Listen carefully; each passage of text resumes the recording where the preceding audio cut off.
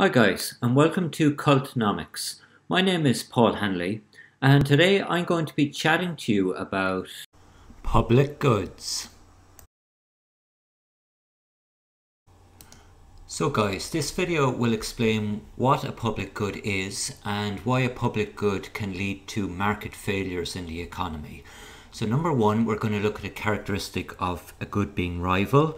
This means the property of a good where one person's use diminishes other people's uses. So we take the example of a simple good like bread, and if people go in and start buying quite a bit of bread on a given day, these stocks will diminish and the shelves will become empty and you won't be able to purchase it. So this is a rival good.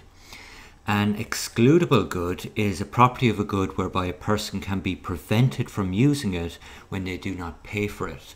So for example, if you wanted to go to the cinema on a given day, it's a brand new release, so the admission might be quite high at €20.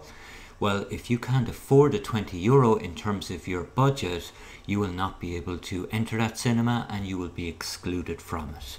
So both of these characteristics mean that a good is a private good.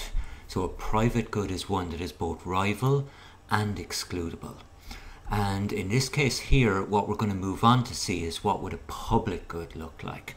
Well, a public good is neither rival nor excludable. So for example, if we look at street lighting, an individual can use street lighting in the darkness. It will be non-rival, they won't affect anyone else when they use it, and non-excludable, very hard to exclude people from using street lighting as well.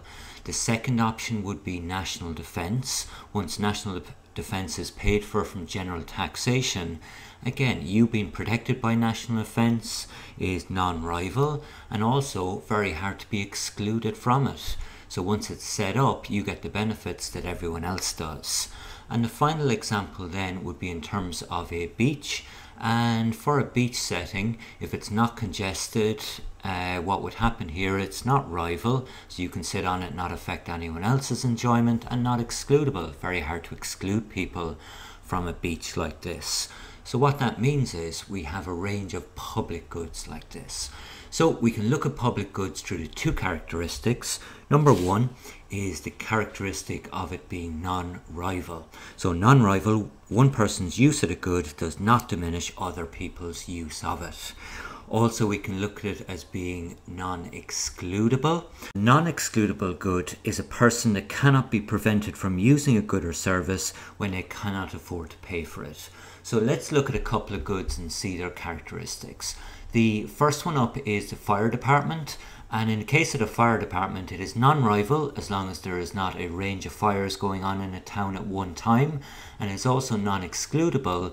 Fire department does not pick and choose houses that it puts out the fire in.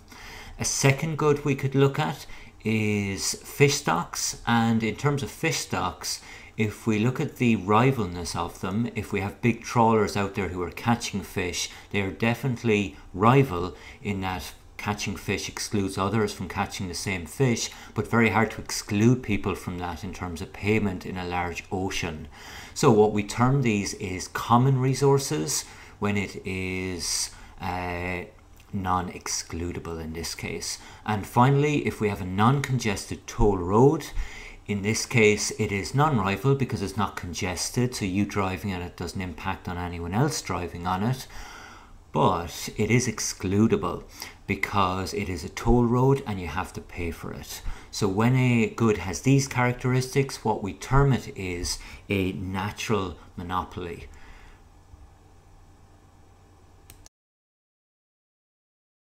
I hope you call back to Cultnomics soon. Bye for now.